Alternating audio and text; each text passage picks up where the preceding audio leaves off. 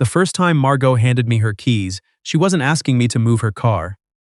She was standing outside a brewery on a street in Kensington Market, Toronto, the kind of October night where the cold sneaks up on you between laughs, and she had her jacket halfway on one shoulder and her keys dangling between two fingers like she hadn't decided yet whether to let go.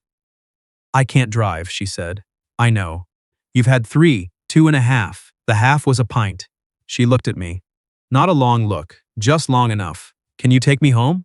I was 31. I fixed commercial HVAC systems for its living, mostly in office towers and old converted warehouses that fought back.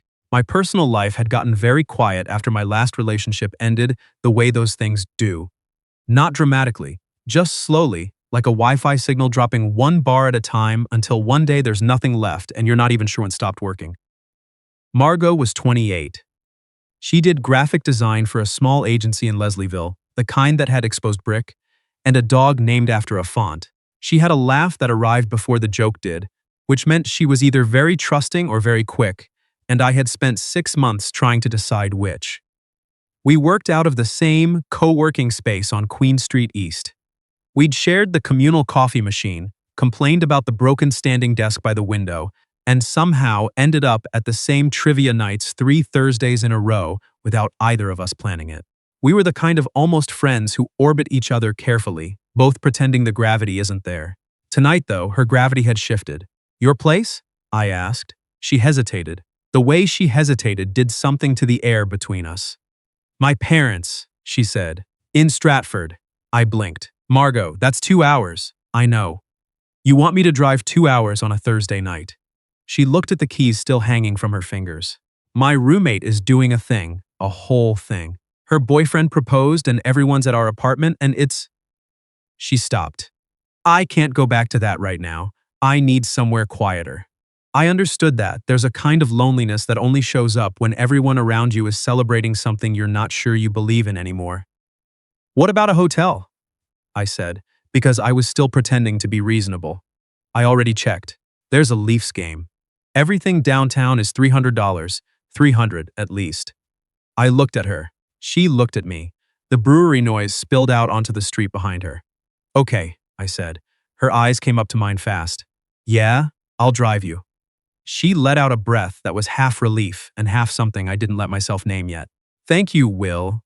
She handed me her keys and I held them like they meant something, which, standing there on that sidewalk, I think they did.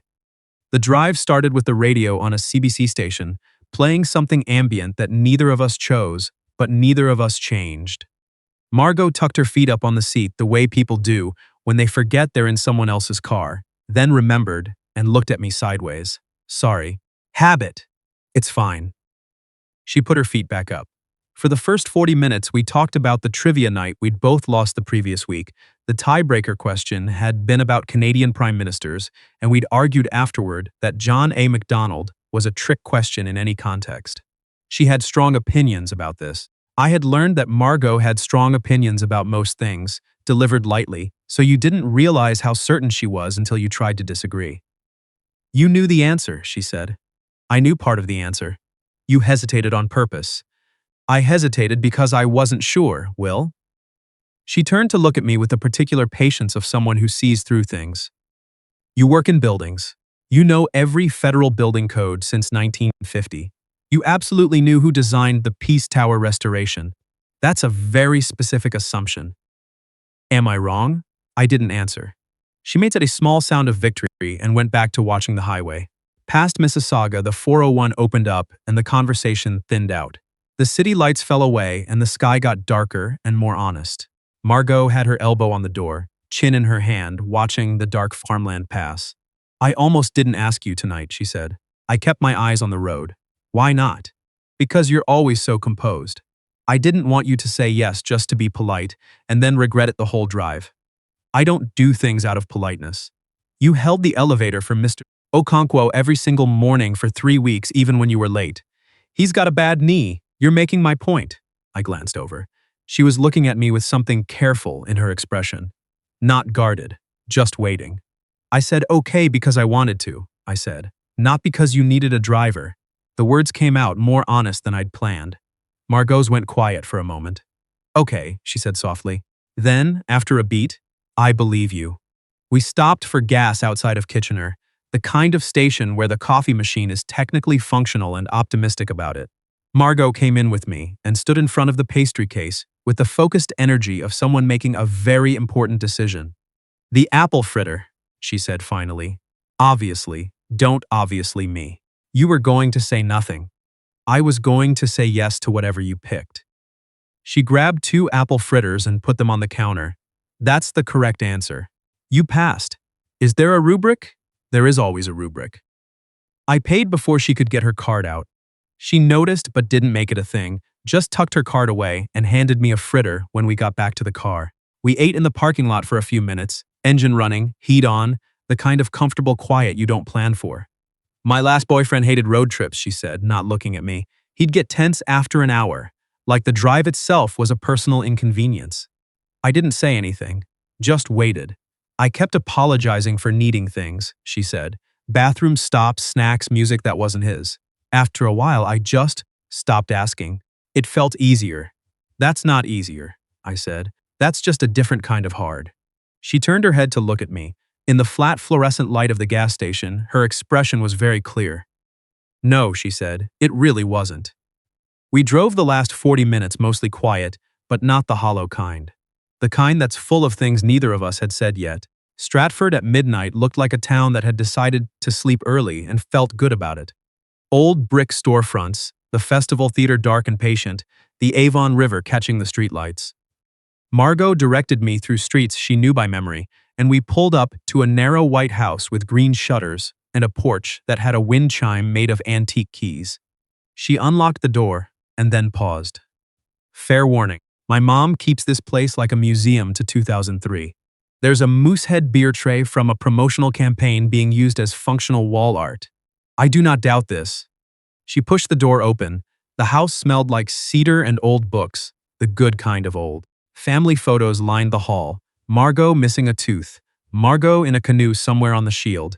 Margot at what looked like a high school formal, with a date who had not aged well into memory. I didn't mention the last one. She dropped her bag by the stairs and turned to me. Okay, so, the guest situation. Is there a guest situation? My aunt is in the guest room. She said it with the energy of someone who had just remembered this on the way down. She's visiting, indefinitely, because she and my uncle are… She did a small gesture that indicated a story too long for midnight. Anyway, the pullout in the basement is, well, is it bad? It has a bar in the middle that my dad once described as character building. So yes. She pressed her lips together. There's the couch. It's actually comfortable. But she looked at me. I'm 6'2". I'll figure it out, I said. Will Margot. She made a frustrated sound that was also, somehow, slightly fond. I have a loft bed from when I was 19 because I thought it was clever, and now I'm committed to it architecturally. There's a reading area underneath with a proper mattress. It's technically a bed with a curtain. A curtain. Ika very sturdy, very neutral. I looked at the staircase, then at her. Show me the curtain, I said. Her room was at the end of a short hall with a rag runner and a framed print of the group of 7 that had been there since before she was born. The room itself was small and full, bookshelves sagging with paperbacks and design textbooks, a corkboard of postcards and film photographs, a drafting table with a lamp she'd had since art school. The loft bed was up near the ceiling, reached by a short ladder, and underneath it was, as advertised, a proper sleeping area with a curtain on a tension rod and a mattress that looked genuinely decent. This is not what I pictured, I said. What did you picture? I don't know. A sleeping bag situation. I'm not a monster. She stood in the doorway with her arms crossed, slightly defensive, slightly amused. The mattress is a good one. My friend Petra, her name was. She stayed here for a month between apartments and said it was better than her old place in Hamilton. High praise. Hamilton's tough. She leaned against the doorframe. It's fine, Margot's. It's genuinely fine. She looked at me for a beat too long, the way people do when they're trying to decide if you mean something or are just being polite. Then she seemed to decide. I didn't ask you tonight because I needed somewhere to sleep, she said. The room went quiet. Her hands came off the doorframe, and she straightened up, not retreating, just standing fully in what she'd said. I could have called my friend Sasha. She lives in Etobicoke. She would have let me crash. I had options. She met my eyes. I asked you. I was 31 years old. I had spent the better part of a year being very careful around this woman. Careful in the way you are when something matters more than you want to admit. When you're aware that reaching for it might ruin the thing you already have, which is almost enough and also not enough at all. I know, I said. She exhaled. Not dramatic. Just real. Okay, good. I wanted to say it out loud. I moved closer. Just enough. I'm glad you did. For a moment, we just stood there in her childhood room, close enough that I could see the tiny scar above her left eyebrow that she'd told me was from a bicycle incident involving black ice and a very unfortunate curb. Will, she said. Yeah. Her voice dropped. If you're going to be careful with me tonight, she stopped. Started again. Don't be so careful that I think I made this up. I reached out and tucked a loose piece of hair behind her ear. She went very still. You didn't make this up, I said. Then she kissed me, and it was soft and a little shy, the way first kisses are when they've been waiting long enough that they've grown careful. I kissed her back, one hand at her waist, feeling her breathe in. We broke apart at the sound of a creak from upstairs. Both of us looked at the ceiling. That's the house, she said. Old houses do that. It sounds judgmental. Houses in Ontario are always judgmental. It's the winters. She laughed into my shoulder, muffled, like she was trying to keep it quiet, and something in my chest loosened considerably. I slept in the loft nook behind the IKEA curtain. It was, as she'd promised, a genuinely good mattress. The curtain was a warm gray linen, and the whole space smelled like her, something clean and cedar adjacent, not perfume so much as the particular air of a room that had always been hers. I woke up once around 3 in the morning. The house was still in dark. Will? Her voice from the loft above, quiet. Yeah, are you awake? Only technically. A pause. Then the curtain moved and she appeared at the edge, hair messy, looking down at me from the ladder. I can't sleep either. You want to swap? I offered. You take the philosopher's mattress. I'll try the loft.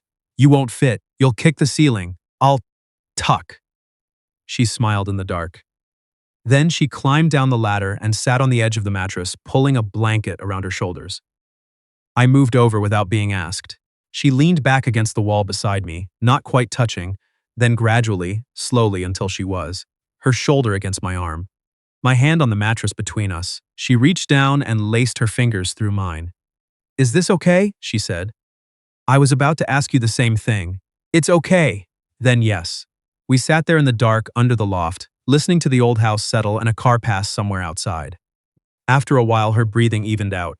She didn't let go, I didn't either. In the morning, her mother found me before I found coffee.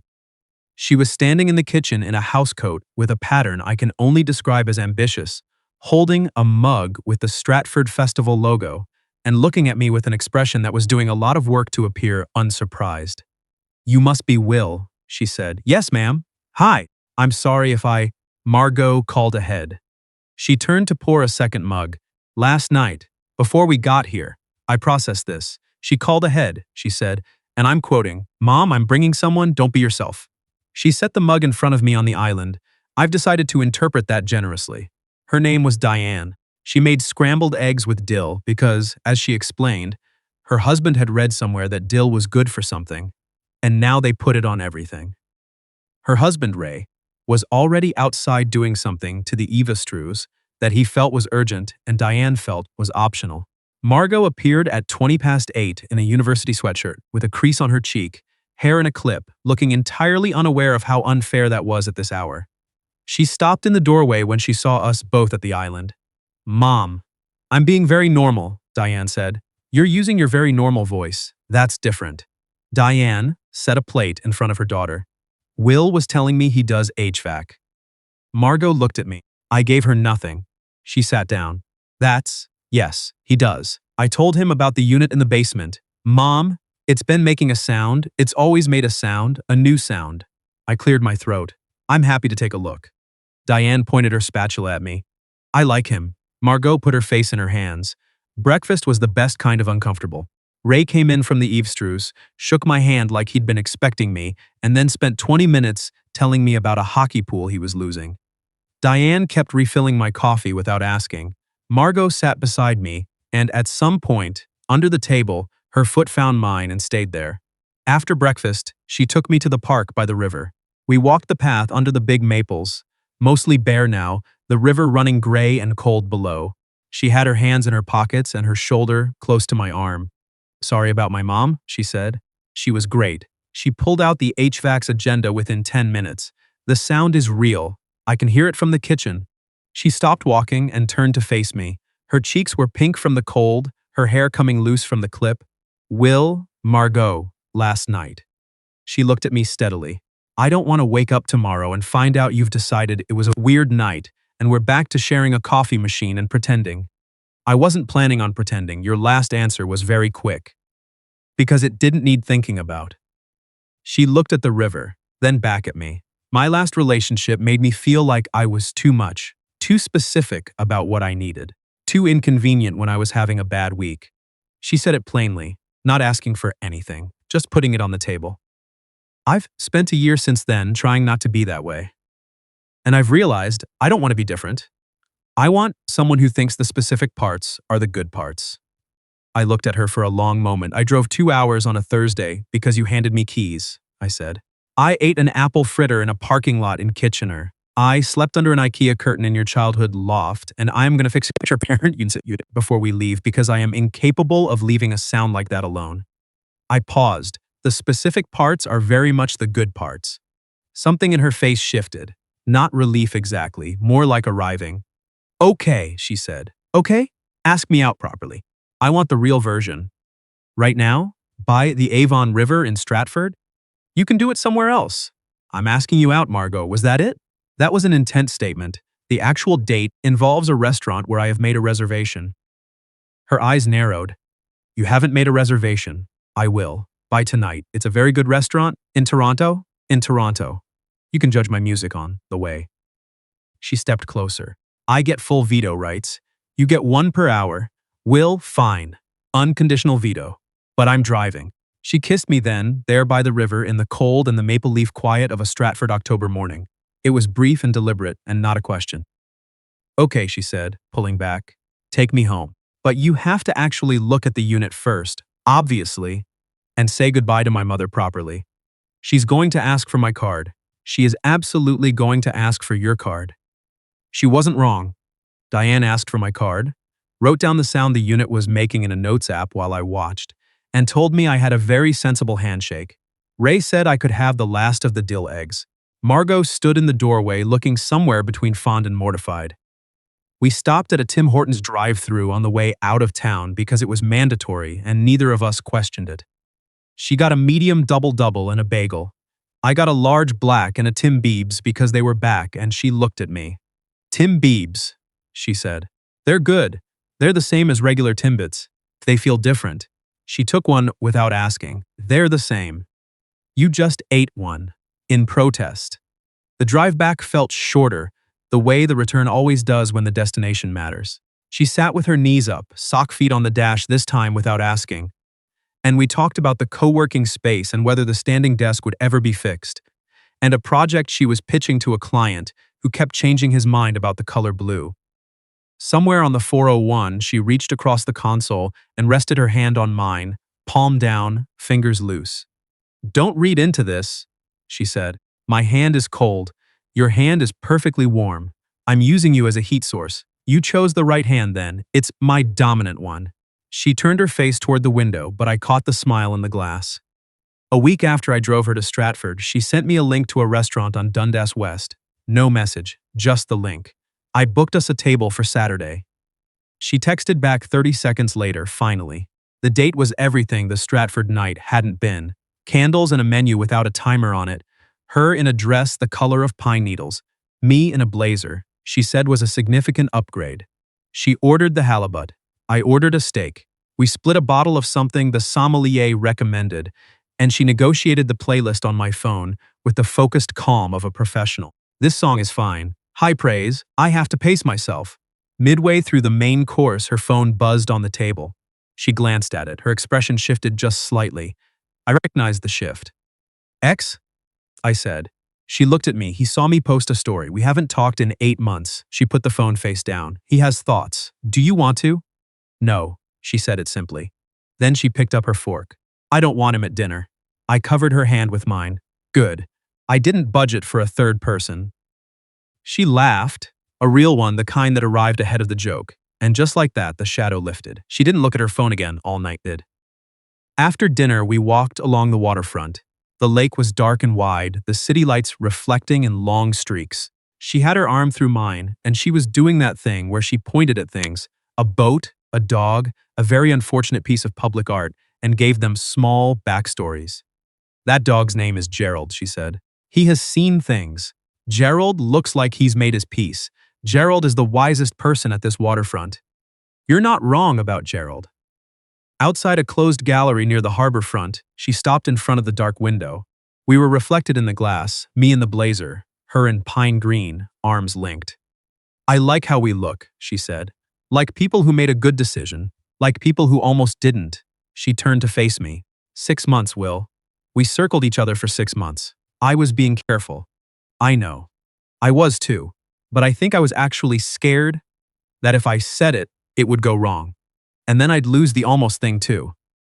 You haven't lost anything. I know that now. She looked up at me in that clear, uncomplicated way she had. I need you to know I'm bad at pretending I'm fine when I'm not. I'll need reassurance sometimes. I'll ask if we're okay, even when we obviously are. And I'll tell you we're okay, even if it's annoying, especially then. She studied me. You're not saying that to be kind. No. I touched her face, just the edge of it. I've been thinking about you since February, Margot.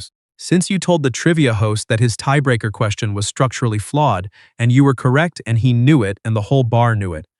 I've been careful because I didn't want to be wrong about this, she blinked. February. That was almost the beginning, I know. She stepped in close, forehead against mine, her breath warm in the cold night air. I thought about you in the elevator, she said quietly, and the coffee machine. And once when I was on a client call and completely lost my train of thought and had to blame the connection. You blamed the connection. The connection was fine. I kissed her there on the waterfront, the lake behind us, the city doing its thing around us, not caring about any of it. She kissed me back with the kind of certainty that doesn't need to announce itself. When we came up for air, she was smiling. I think Gerald approved, she said. Gerald looked away politely. He's a gentleman. That was in October. By December, her spare phone charger had migrated to my apartment. By January, she had a drawer. She'd never asked for one. I just cleared it out and told her, casually, that this one was hers if she wanted it. She stood and looked at the drawer for a moment. That's very calm of you, she said. I contain multitudes. Most of them apparently involve drawer space. She filled it by the end of the week. The ex texted twice more in November. Both times she showed me the messages, not because she owed me an explanation, but because she wanted him out of the space between us. The second time she blocked him, she did it in my kitchen while I was making pasta, looked up and said, "Done." Then she put her phone away and asked if I needed her to stir. I need you to stir, I said. She stirred. By the following spring, we drove back to Stratford for her parents' anniversary. I brought a bottle of Ontario Pinot Noir and the number for an HVAC technician I trusted, because the unit had not in fact gotten better on its own. Ray called this unnecessary. Diane called it thoughtful. Margot called it very on-brand. Diane made her signature butter chicken, which was not traditional in any sense but was absolutely delicious, and Ray told me he'd moved up 17 spots in his hockey pool and felt I deserved partial credit. We ate at the table with the moosehead tray still on the wall, and Margot sat beside me with her knee against mine under the table. After dinner, she and I walked to the river. The Avon was running high with the spring melt, the path soft under our feet, and she laced her hand through mine the way she always did, unhurried, like it had never been a question. Remember the loft curtain? She said. I think about the loft curtain more than I should. She laughed. You didn't complain. It was a good curtain. You were a very good sport. I stopped walking and turned to face her. The river moved behind her in the early evening light, and she looked at me with the same clear attention she always had. The kind that still surprised me a little, that someone could look at you like that and mean it. I would have slept on the actual floor, I said. I know. She squeezed my hand. That's sort of the whole story. It was, really. A brewery on a Thursday night, a 2-hour drive, an apple fritter and an IKEA curtain and a hand held in the dark. Nothing dramatic. Nothing that would look like anything from the outside. But it was the thing that changed everything, and I think we both knew it before we ever left the parking lot. She rested her head on my shoulder there by the river, and I put my arm around her, and the town was quiet, the way Stratford is quiet, like it has been doing this longer than we have, and it is in no hurry, and neither were we.